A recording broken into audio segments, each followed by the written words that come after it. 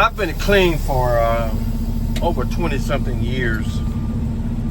I'm an ex. I used to be an alcoholic, a drug addict. I suffered from anxiety, stress, manic depression, bipolar, or severe depression. I suffered with all those addictions and mental disorders over 20-some years ago. And I'm lucky to be alive right now. I'm 54 years old.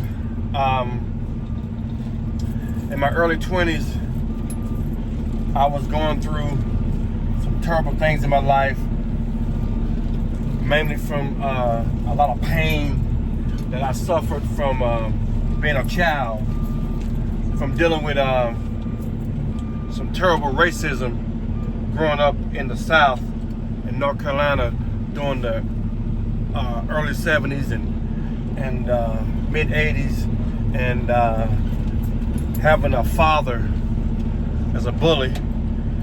My father bullied me severely. Between my father and the extreme racism, my childhood was destroyed, and it shaped my mind later on in years how I became a drug addict and suffered from all those mental disorders. So I'm just healing. I'm still healing right now. I never received professional help for what I went through as a kid, because in those days, especially in the black community, it was taboo, let's just say.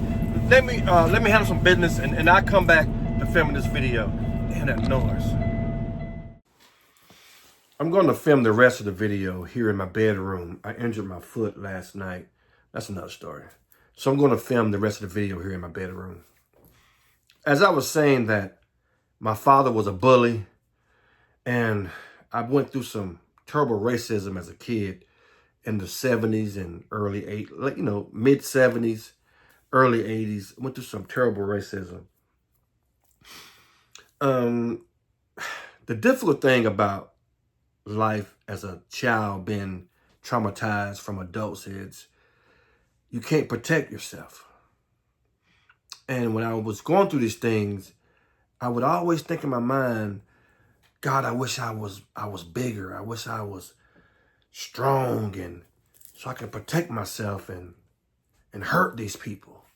That's what I was feeling as a kid. And that was one of the things that hurt the most. I couldn't protect myself.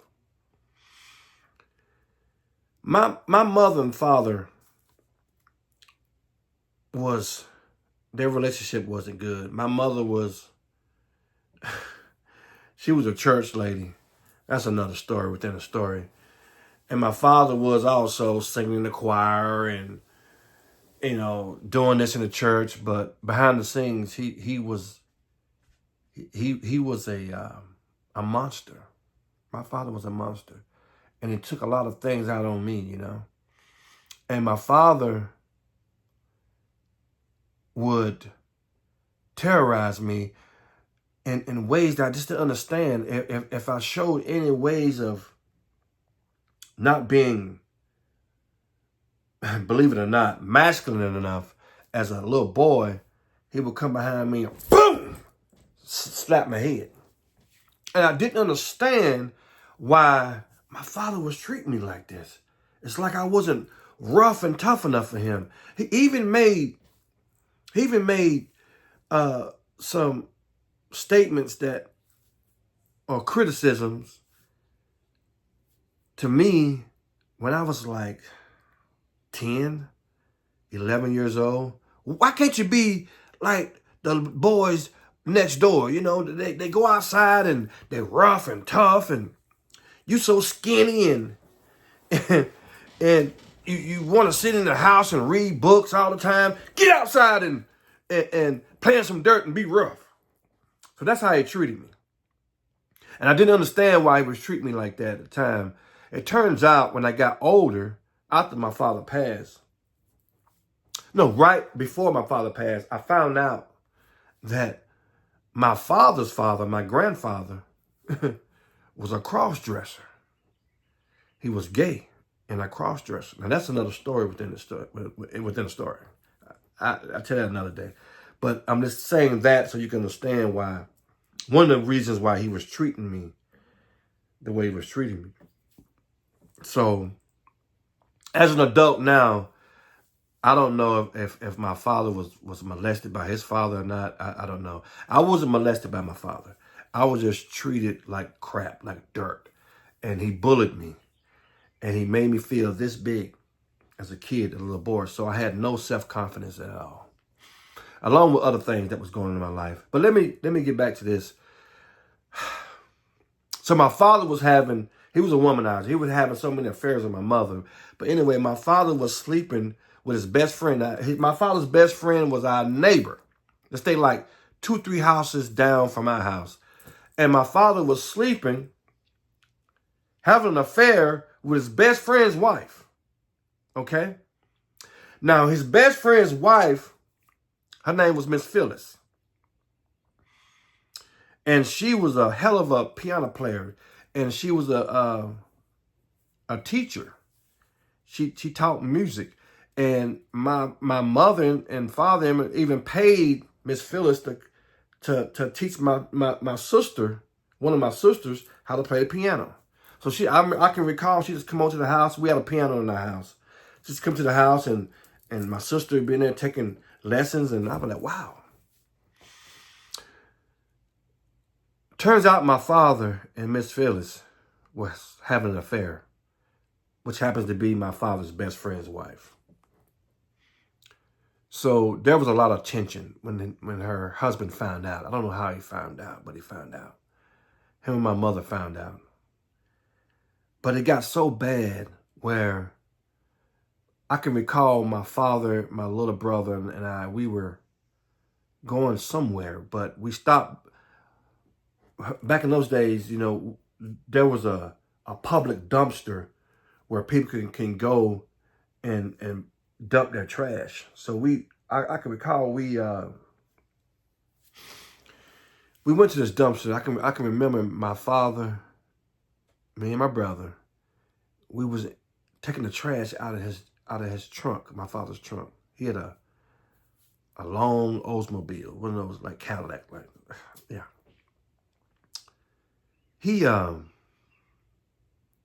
My father was saying something to me and my brother, and all of a sudden, there was a voice saying, "I got you now." So I remember looking, and it was Miss Phyllis' husband. His name was Snoot. That was his nickname, Mr. Snoot. I can't recall. I don't know what his real name was. His name was Mr. Snoot. And my father looked, and he was terrorized. He was like, and I looked, and Mr. Snoot had a pistol. And he had it pointed at my father. And my father begged him, said, "Please don't kill me in front of my 2 sons." I'm looking like, oh my God. So I was shocked. I didn't know what to say or do. I'm a kid. And my father begged him not to kill him in front of his 2 sons. And I can remember Mr. Snoot put the gun away, got in his car, and left. That left an impression on me. I was like, wow. So it got so bad where, you know, my father would be out in our backyard shooting, boom, boom, his gun out in the air, and Mr. Snoot be out there, boom, boom, snooting. It got so ridiculous. We didn't know who was going to kill who. That's how bad it was. You know, my mom called the pastor, and the pastor tried to... I remember my mother saying, "Leroy," that's my father's name. I'm Leroy Jr. Saying, "Leroy, the pastor want to talk to you. He's on the phone." My dad said, "I ain't talking to no damn pastor." And go back outside and drinking and boom, boom, shooting in the air. Crazy stuff like that. But it got so bad where we had to move. We had to move. So this is in the early 80s.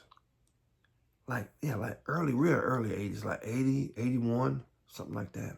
Maybe 1980. Yeah, 81. About 81. 80, 81. And so we had to move. Now, where we was living, it was a diverse neighborhood, you know, black and white and Native Americans. But it was mostly black people. But so we had to move. So we moved to a town about 35, 40 minutes away. And it was an all-white town. There was no black people living in this town. And it's crazy. When we moved to this town, we moved on a main street right near down. It was a main street. So the house that our parents moved us to, there was the main street running in and out of town. So people coming in and out of town could see, you know, our house was right there by the main road. Turns out there was no black people that ever lived in that town before we moved there. Yeah. So we caught hell. I can recall waking up, and when we moved there, it was like the beginning of summer, so we was out of school. So I can recall white people riding by and calling us the N-word and, what are you doing there? And I was like, oh my God, what did our parents move us to? And waking up in the morning, go get the mail from the mailbox, and there's a Ku Klux Klan newspaper in the yard almost every day. Joining the Klan membership. No, I'm serious. This is what I was going through as a kid. So I was terrorized. Terrified. Sorry. So my younger brother and I, my other sisters, you know, my two sisters, they were older. They had to move. They were doing their own thing. So my brother and I, we were like mad, and we was questioning ourselves, like, why did our parents move us to this racist town? We didn't understand it as kids. But it got so bad. I can recall one day I was riding my BMX bike. Oh, I love that bike. And I was riding down the, not even a mile from the house. I'll say maybe a half a mile, a quarter of a mile from our house. And I was riding the sidewalk. I came from the park and trying to meet some other kids and riding. And it was a okay experience. It wasn't bad. I didn't feel anything that was negative. But I was leaving the park, coming back home. A car jumped the curve and blocked me from going any further in that direction. And I was just stunned. Didn't know what was going on. I thought maybe it was the police. I didn't know. But it was two older white men. Two older white men. One was tall, one was kind of short. I would say they was in their mid-30s. At the time, I was around 11 years old. Yeah, about 11, 12. And they jumped out their car and jumped out the car and said, what are you doing? You little N-word. And I was like, huh? Where you going? What are you doing down here? And the tall one, he grabbed my bike so I couldn't go anywhere. And I was freaking out. I was terrorized. I didn't know what, there was two adult men. I'm like, sir, I don't know, sir. And they were screaming and yelling at me and cursing me and calling me the N-word.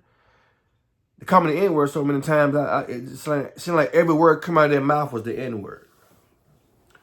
By this time, I was shaking. And I felt like I was going to die or something, like they were going to kill me. And the tall one, he took and grabbed me and and spit all in my face. Get out of here, you little N-word, and get out of this neighborhood, you little N-word. And when they let my bike go, all I can remember is crying. I was crying. And I didn't understand why they was treating me that way. I didn't do anything. I was just riding my bike from the park. And I couldn't hardly ride my bike back home because I was so scared, and there was just tears running out of my eyes when I was riding the bike. I get kind of emotional. I think about this, trying not to cry. And all I could think about was, I wish I was a man where I could have protected myself. Yeah. Yeah, that's what I was thinking, like, thinking that, and why would they treat me that way? And I was already being bullied by my father, so I had no self-esteem at all anyway. So between that incident and what my father was taking me through and how he was treating me, I didn't understand why. And I started questioning God. And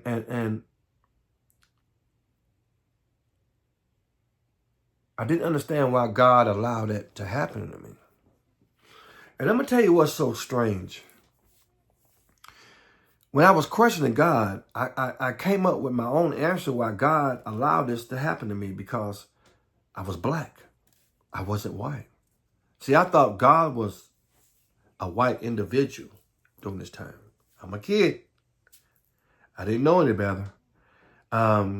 Whenever I go to church, there was a picture of a white Jesus in our church. There was several portraits of a white Jesus who was God to us throughout our home. When you open the Bible and you see the angels, they were all white. I remember the picture of Jesus and his disciples in the church and at our house. They all were white. So I thought maybe I was being mistreated like this as a kid with all this racist crap because I was black. I thought God didn't like black people. Really, this is what was going through a child's mind. Why I was being treated that way. Yeah. So that's how I became an alcoholic, a drug addict. Suffered from anxiety, manic depression, bipolar in my early 20s because I was never treated for the trauma I experienced as a kid, from all the racism that I experienced and all the bullying that I experienced from my father. And that was the summertime. And there was more incidents like that. But let me tell you, it was more even terrifying when the summer was almost over. You know, there's so many stories about this. But I want to tell you about the time when the summer was almost over and it was time for me to go to school for the first time. This is what broke me. Where I didn't want to live on this earth anymore as a kid. I can recall I had to go, my brother and I, we were in different schools. So he had to go to elementary and I had to go to junior high. This is crazy. I can recall standing by the bus stop. And at the bus stop, near my home, I was the only one there. So when the bus pulled up and the doors slung open, it was a middle-aged, heavyset white man. And he gave me a look like, what are you doing here? What are you doing? And I remember walking on the bus. And when I walked on the bus, it was like a scene out of a movie, okay? Everybody on that bus, whatever they were doing before I got on that bus, they stopped their conversations, trying to do this, trying to, playing games, whatever. They stopped to look at me. And I recall the long walk down the bus, turning to each kid,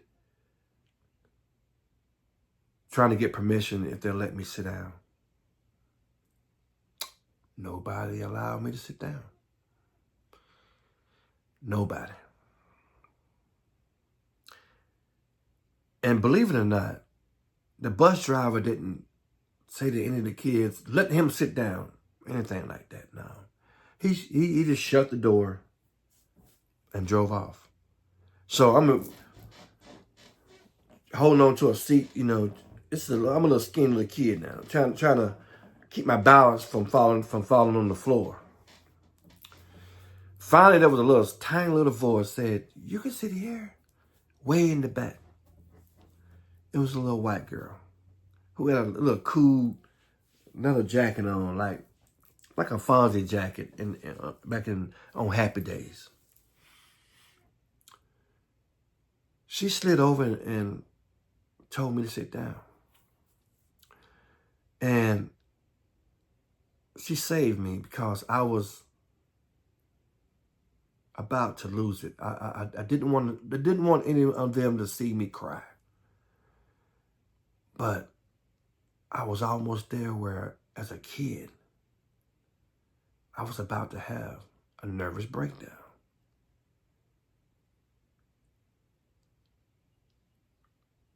Yeah, I think about her sometimes to this day. I'm 54 years old now. And I think about her sometimes. Throughout the years, I can still remember what she looked like. And at 54 years, I've prayed for her, and I'm not a religious guy. I just hope things turn out well for her, and she's okay, healthy, and things like that. Because what that little girl did was powerful. It was awesome. She didn't allow the other kids to affect who she was and the decision that she made to allow the little black boy to sit down when nobody else would. I was the only black kid on the bus. And she put herself out there. I love that little girl to this day. Oh, yeah. That's a woman, a little girl that I could have married when she became a woman, because I'm going to tell you something. That was a hell of a little girl. And I know she turned out to be a hell of a woman. Brave and strong. So, anyway, make a long story short, that was one of the worst days of my life. That was even worse than those older white men spitting in my face. Yeah, that was more terrifying for me. The kids that I was riding the bus with, some of them I was going to be in the classroom with, none of them would let me sit down. None of them, except for one little white girl with the cool leather Fonzie jacket. Yeah. So these are the things that I went through. And I never received professional help for this. Never. And this is how I became an alcoholic and drug addict. Problems that I never got help for. And I didn't understand. I didn't understand why I had to go through that and have low self-esteem and develop dark thoughts and things of that nature. And as I got older, I wasn't, I made a decision that, I'm not going to hate all white people and hate people. No, I wasn't going to do that, because somehow I understood as a young person that all people are not like this, and all people are not bad. Unfortunately, we live amongst some evil people. And some people are just followers of evil people. And they're not evil themselves. They're just weakened followers. They follow evil people. They make irrational decisions to do stupid things because they want to fit in, and they have a fear of being treated differently because they're doing the opposite of what the evil people are doing. So I understood that somehow as a young boy. I understood that. And but as I look at it as an adult now, I developed some very dark inner thoughts, like it created a monster inside me. Right now, okay, I'm 6'4", 250 pounds. I'm not a small man. And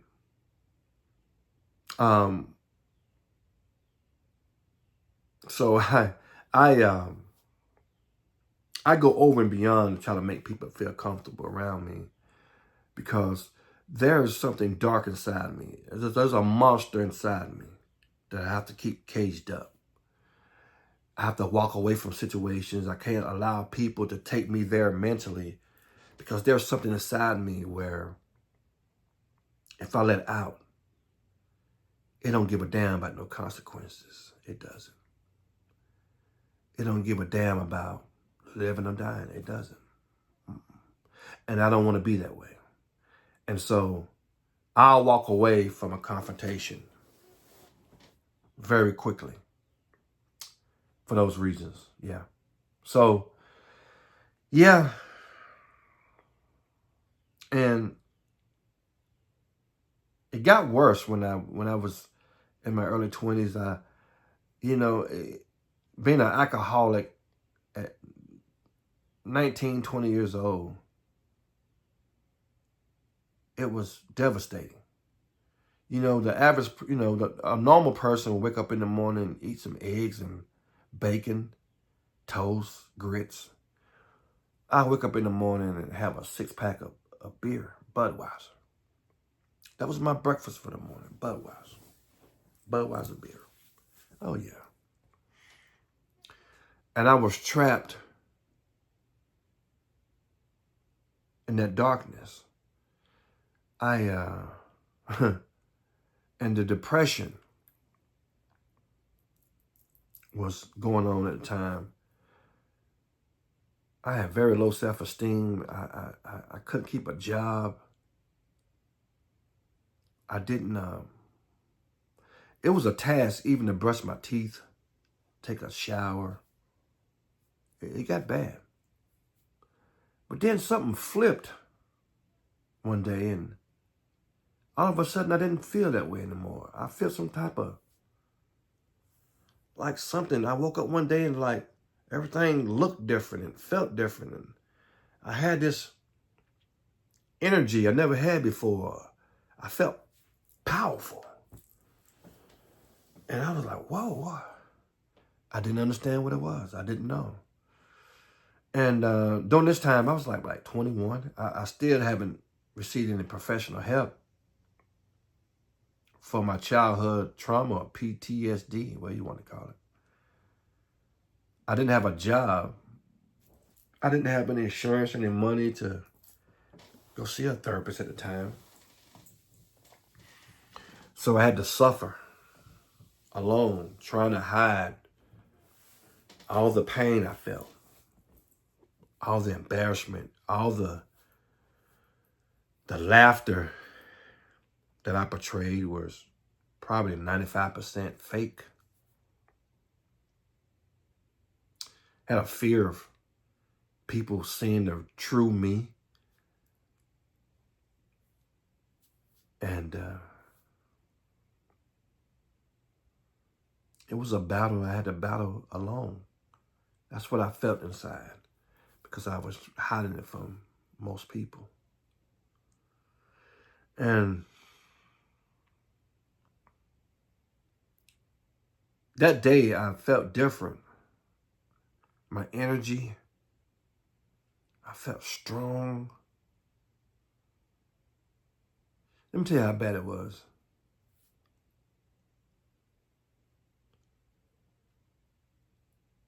I would be so energizing and hyper. I'd be up 2-3 days at a time. Oh, yeah. I would do some crazy things. I mean, I would walk for 20 miles, ride a bicycle, 20, 30 miles. Wow. Yeah, I did these things. It wasn't until late on in life that I realized that those were some of the signs of suffering from bipolar, the highs and the lows. And when it got low, where I couldn't get out of bed. When it got low, the depression was so bad. I used to feel angry when I wake up, when I did go to sleep, when I wake up in the morning and realize, here I am again, back in reality. I'm still here on earth, and I gotta wake up another day to battle this depression, this loneliness, this darkness, the embarrassment, the shame, low self-esteem, the lack of energy, the body aches, the neck pains, the back pains. I felt like when you have the flu, the body aches. Yeah, it was terrible. Very terrible. And I found myself getting deeper and deeper into this dark abyss. And one of the things that scared me the most was that it felt like there was never going to be an ending, never going to be a breakthrough. Now, here I am, 21 years old, battling these different things that I'm suffering from and not receiving any professional help, not receiving any help from loved ones or friends, because I was trying to hide it, a lot of things, but the people around me, they knew something was wrong with me.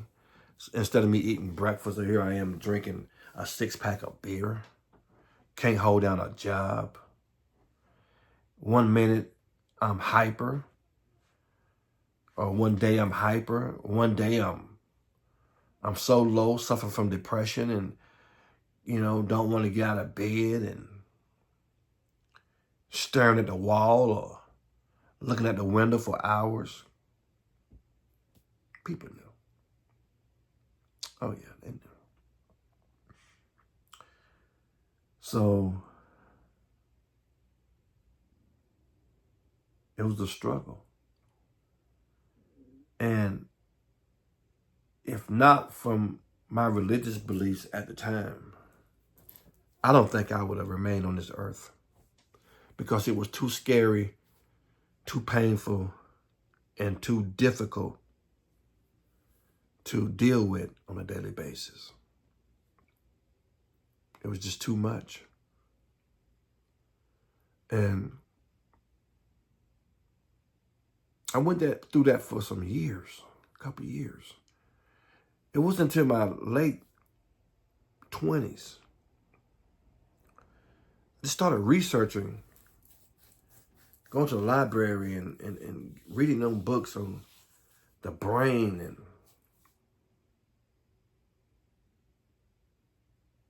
different things that made some of us behave the way we behave. And that's when I discovered manic depression and anxiety, bipolar. I had all these things. And these things helped me become a drug addict and an alcoholic. Yeah, when I say drug addict, I mean heavy drugs. I don't want to name the drugs, but I mean heavy drugs. The real dangerous drugs.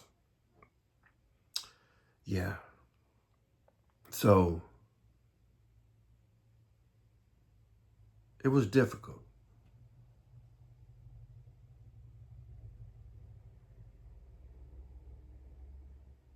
And I struggled and I struggled. I try to function. I try to be normal. Or betray to be normal, but it was becoming more and more difficult. I wanted out. I remember buying 2 Smith & Wesson's 9mm pistols. I had two guns, the same make and model. And I used to stand in front of the mirror and beg God to stop me from doing something bad. And I would put the guns down and look in the mirror and ask God to please take this pain away from me.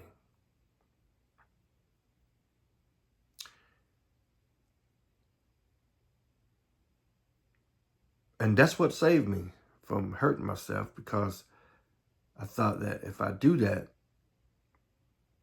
I'll be in hell for eternity. Yeah. So it got real bad. Then in my mid-30s, I met this lady who she and I became friends, and we started dating. And we dated for a while, and she gave me the ultimatum: if I don't marry her, she don't want us to be friends, or we can't be friends or be in a relationship. So I got married, and I didn't really want to. She was several years older than I was. Make a long story short, that didn't work out, and we kept being separated. She kicked me out. I was going through depression so bad. I can recall coming home from work sometime when I was working. So I was holding a job down during that period. I was in my 30s at this point. And I would get home from work. I would sit out in the parking lot. We live in an apartment complex. I would sit in the parking lot for up to 2 hours, dreading to go inside the apartment to be around her, trying to not show my depression around her, because she felt like, well, you can't fight in. And I at this point, I was seeing a therapist. I would go see a therapist, and they were trying to put me on medication and want me to go see a psychiatrist and the interviews and all this kind of stuff. And I was like, no, I can't do that. No. I was afraid to get on these certain medications, because on my own little personal research, I had a paranoia of being more of a zombie-like state, like some other people I was reading in these stories and these books and stuff like that. So it got so bad where I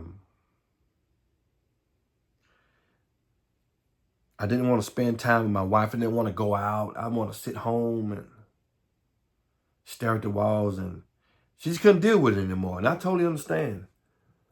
And I recall one time, this is crazy. I had a friend said, man, come on, man. I need you to get to the house. Come on, man. I'm going to come pick you up. So I found something inside me. I'm like, okay, man. And I told her, I said, hey, babe. I said, I'm going to call him T. T's coming to pick me up, and I'm going to go with him. And she lost it. oh, you going with him and I try to get you, let's go out and have a good time. And I'm like, no, no, no, no. And she didn't understand, like, just that particular day, I just didn't have, I didn't have it in me more than the other day to get up and go. I mean, she didn't understand it. I was trying to explain to her and she just went off. That's another story within a story. She ended up being abusive and I didn't understand. I didn't know till later on she was abusing other men in her relationships. She was physically and mentally abusive. To be a small woman, wow. And anyway, so she went up into my closet and started cutting my clothes, my church suits, and cutting my clothes up. And wow, so I tried to stop her from cutting my clothes, and she had scissors just cutting my clothes up. I'm like, what are you doing? And wow. I just grabbed her. I lost it. I grabbed her. I didn't throw her down or anything like that. I grabbed her and I put her in a lock and told her, stop. I said, I'm going to let you go now. When I let her go, she attacked me. And by that time, to get her off of me, I pushed her. And she fell in the closet. Well, my stepdaughter, she was what, about 13, 14 at the time. My nephew and my stepdaughter's cousin was visiting. They were in the living room so they could hear everything. They ended up calling my wife's sister, and my wife's sister called the police from where she was in Miami. So the police come, and my ex-wife was honest. Like, yeah, I touched him. I was physical with him and cut his clothes up, touch him first, and things of that nature. And yeah, he pushed me. And those two police officers, it was a black guy and a white guy. They asked her, did she feel threatened? She said, yes. Did she feel in fear? She said, yes. So they took me to jail. Even though she hit me first. And, I mean, she attacked me. I just pushed her off of me. And she landed on the floor. I didn't mean to push her, that aggressive, but I did. And just to get her off me, she was like a wild animal. And I went to jail. My sister bailed me out a couple of days later. I never had anything on my record. And the judge told me the plea, I think, no low or something like that. And I did. And my lawyer I had at the time, he was trying to fight it, talking about, we can win this and, and all this, and all that. Man, I was like, if you lose, what's going to happen to me? Well, you just have to do a year in jail. I said, oh, hell no. So I took the plea. Had to do courses. Had to go to this church several miles away from the home and to do these therapy classes along with other men in there for domestic violence. I mean, it was insane. I mean, there was one guy, a middle-aged white guy. He was next to me, cool dude. And I'm like, man, what's your situation? And he was like, I asked my wife to sit down and leave me alone. And she slapped me, he said, and I told her, if you don't stop, I'm going to do this to you, whatever. And he got arrested for domestic violence. They'll put a hand on her. I said, you serious? He said, yeah. So everybody had their own stories, and I had to do the classes. I had to pay the money, pay the fine, and I felt guilty. I felt even worse than what I was feeling before I went there. So my depression got worse. I felt labeled. I felt labeled like, oh, you're domestic violence. You beat women? I'm like, I don't beat women, but I felt labeled. So that made my depression worse. So I was seeing a therapist, and it just got worse. I couldn't fight it anymore. I just wanted off this earth. And so I decided to go to Hollywood. Now, let me take that back. No.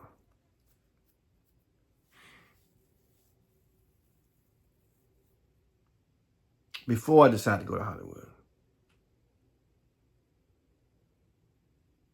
I couldn't deal with my wife anymore. And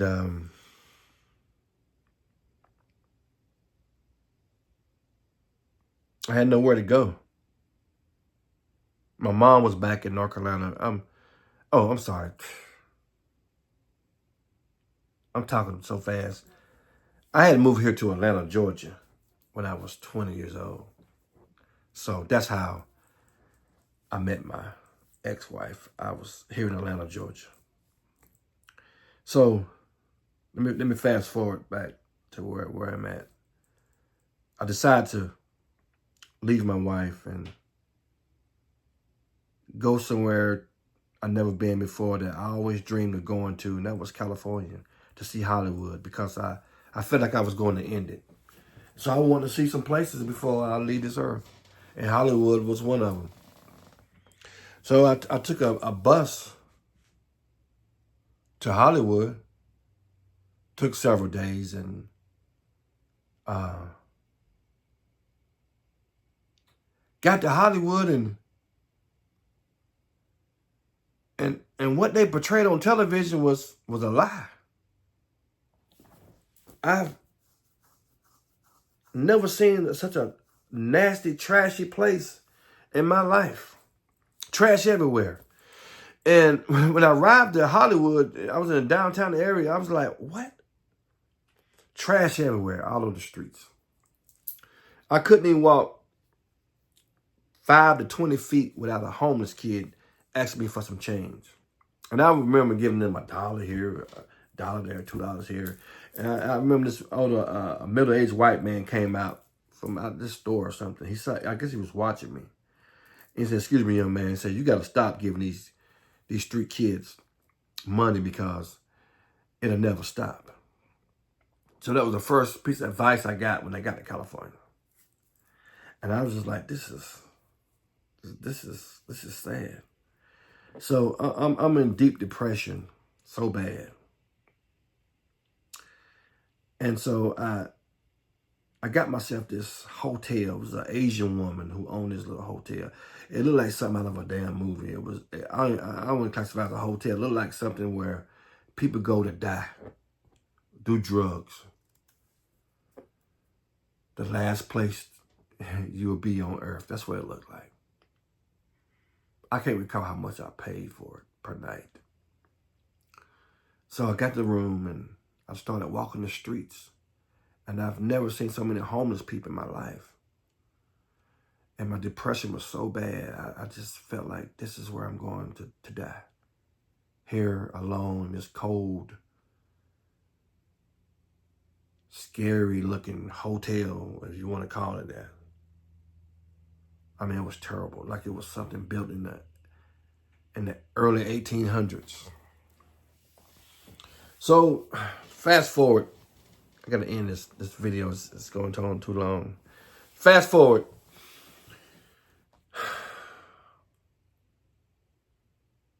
I had bought some self-help books. And at the time, I had great credit at the time. Great credit. And so I was maxing out my credit card and not paying the bills. I ended up destroying my credit. So during the day, I would walk. Just walking. And I seen some of the homeless people. So, and I said, this is how I'm going to end. Either dead or end up homeless like these people. So I said, well, I'm going to live amongst these people. Go to the soup lines or kitchens or wherever to get food just like them. So I had a backpack with me and I started living like them. So I would sleep in the grass, walk, and be just like them. And what I discovered just shocked me. I remember meeting this black guy. Underneath all the dirt and pain he had, he was a nice looking guy. And he told me he was an officer in the Navy. No, in the Air Force. He used to be an officer in the Air Force. I didn't believe him until he showed me the ID. And I was like, wow. I'm like, how do you end up homeless like this? This guy was homeless, man, and his feet had sores on them. They were so infected.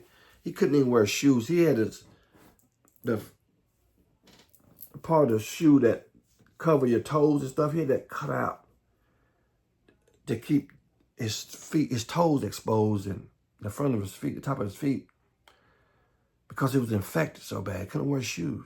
I mean, I seen pus and it was gangrene all in his feet. I was like, wow. So I befriended this guy. And I was learning the ropes from him, how to live homeless. So I would walk and go all the different places they go, different places. And I'm like, this is going to be my life right here. I'm going to lose my mind and just end up homeless. So I'm going to accept it. This is my faith. So I remember one day, this guy and I, we were walking. I said, hey, man, won't you want to take a bath? You want a shower? Now, I still got my hotel room during this time where at nighttime, I go back to my hotel. I wasn't sleeping out there at night. I wasn't prepared for that. I didn't feel like it was safe. But there was a lot of homeless people. There was young kids, older people, white, black, different other races, Asians. And they were just scattered everywhere, you know. I remember one day I convinced him, let's go take a shower. Because he smelled bad. And I said, man. So I remember we going to the YMCA. And there was a little chubby little white lady, middle-aged white lady at the front desk. And she was so nice. One of the nicest persons that I met when I went to California. She don't like she belonged down there. Shit. Anyway, I said, ma'am, can my friend and I take a shower? She said, sure. She said, just let me get you some towels and some soap and things of that nature. And I was like, oh, wow, thanks. And I looked at him. I said, okay, man, good, man. We can get a shower. And he had a strange look on his face. So I was talking to him while we was walking.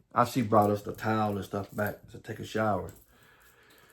And I'll never forget this. This is what changed me, helped change me.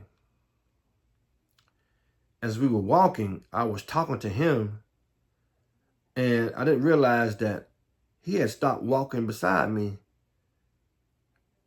And that's when I looked. Then I looked back. I'm like, hey, what's going on, man?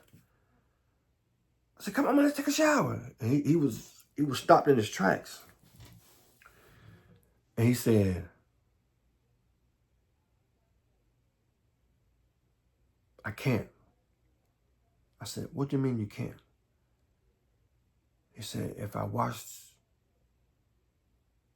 this dirt off of me, I might start caring again.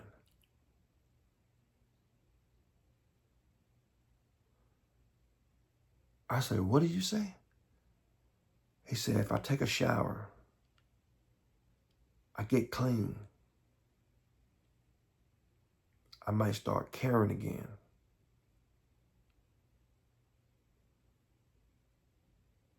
I knew then, I said, you know what? Don't even try to convince him otherwise to do something that he don't want to do. Because he said something to me at that moment that was so profound. I had to fight back the tears. I'm like, this man who was an officer in the Air Force before, who was married, had 4 kids. I can't think it was 4 kids he had at the time. And his downward spiral started when his wife left him. And he said things went bad from there to doing drugs and being kicked out of the Air Force and eventually end up homeless. So I remember him standing there and he looking at me, and I looked back to the woman, and she heard this conversation. She didn't say anything. She was just like stuck. So was I. I was just stuck. I was like, wow. It was one of the most powerful things I ever heard in my life.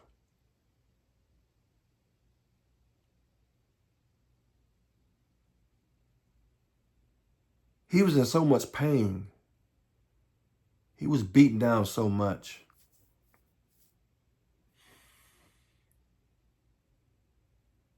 That's where he wanted to remain until his last days on earth. And he felt like if he went and took a shower, got himself clean, that would have made him probably closer to the person that he used to be, how he used to feel. And maybe that would have taken him out of the darkness that he was in. So he wanted to remain in that dark abyss where there was nowhere else to go. He wanted to remain there. So he didn't want to wash that dirt off and get clean and start having feelings or caring about life anymore. So I didn't pressure. I grabbed a towel from him and the soap products and my towel, and I gave it back to the woman. I said, ma'am, thank you. I said, let's go, man. And we walked off. Yeah. I know it's a long video, I'm sorry, but that changed my life.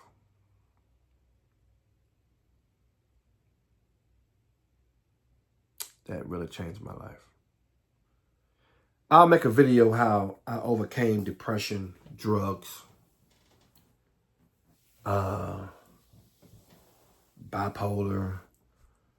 I've been clean now for 20-some years. I haven't suffered from depression or any other mental defects or disorders or anything like that in over 20-some years. I found a way to beat it. Yeah, so I'll share that on the next video, how I defeated these addictions and mental problems on my own. Yeah. Once again, I'm sorry about the long video, but I try to sum everything up in one way. But thank you for listening.